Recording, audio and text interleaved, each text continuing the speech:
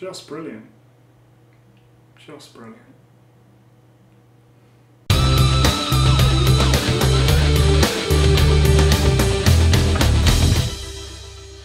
Seven Samurai, released in 1954, directed by Akira Kurosawa, starring Toshiro Mifune, Kabi Shimada, Keiko Tsushima, and Yukiko Shimazaki. I hope I pronounced those right. I tried, I did. This film is absolutely wonderful. There are some films that are touted as the best film of all time, and I take it with a pinch of salt. I wait until I've seen it myself. Finally, a film has lived up to the expectation put upon it by the professional reviewers out there. I love this film, and here's why. It's such a simple premise. You've got your 7 samurai mercenaries who come to defend this village for various reasons from some bandits. And in other hands, in Hollywood, maybe that would be it. But not here. This was very representative of change, of the coming of a new era for Japan and the ending of an old one, the samurai disappearing into myth. This is a background theme in the film that's ever present. It's really striking and it leaves such a strong impression on you once you finish watching it. All 7 samurai were really different and really memorable, and I feel like their archetypes have been copied again and again. This film is basically the founder of the Bros on a Mission storyline that so many action films have copied since. The visuals have to be seen to be believed. The fact that it's black and white will be difficult for some people to get over, but you must watch it, or at least must try. The fabrics, the clothing, the scenery, the vistas, the action that takes place, the rainfall, it pops off the screen, and it's so real.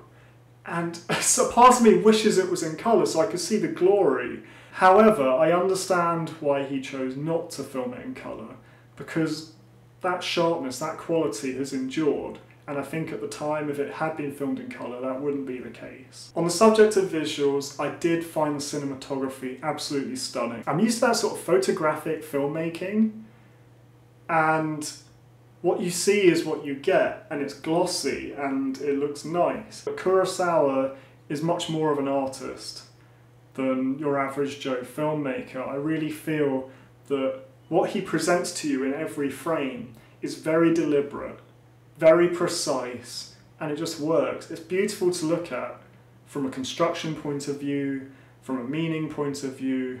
It's just perfect. This film has excellent set pieces. The battles, if you're an action junkie like me, the battles have to be seen. They're so well choreographed, they're so believable. Despite its length, I feel like the film doesn't sag at any point.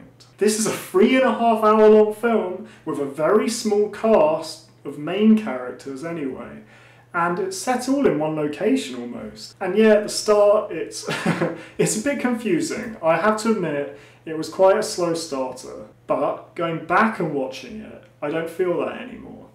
You will be confused for the first half an hour of the film. That confusion will ebb away, and the charisma of the actors will carry you through. You have comedy, you have action, you have human drama, you have philosophy, and all of these different themes work together brilliantly. This is an epic, true to the definition, with astonishing attention to detail. It studies social class issues that I think are applicable outside of Japan. Each death in this film felt so powerful and so prominent. I was absolutely gutted every single time one of the samurai died. And that final image has stuck with me of the graves with the swords on the hill. Just perfection.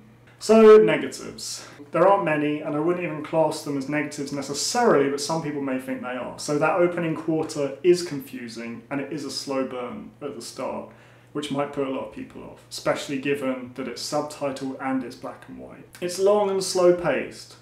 It is. But I don't feel that the pacing's bad, because every single part of it has a purpose, and that lends itself to a very well executed film. And finally, its complexity, its unique style, they do require patience and perseverance, but you will be rewarded if you do. This film is the godfather of action films. Final verdict? 10 out of 10. Platinum rating. This film is an unequivocal masterpiece. It really is absolutely brilliant. So few films hailed as masterpieces live up to the expectations, but this film is straight in as one of my favourite films of all time. This is the Citizen Kane of action films, and its influence on Western cinema and Eastern cinema cannot be denied. I preferred it to Citizen Kane.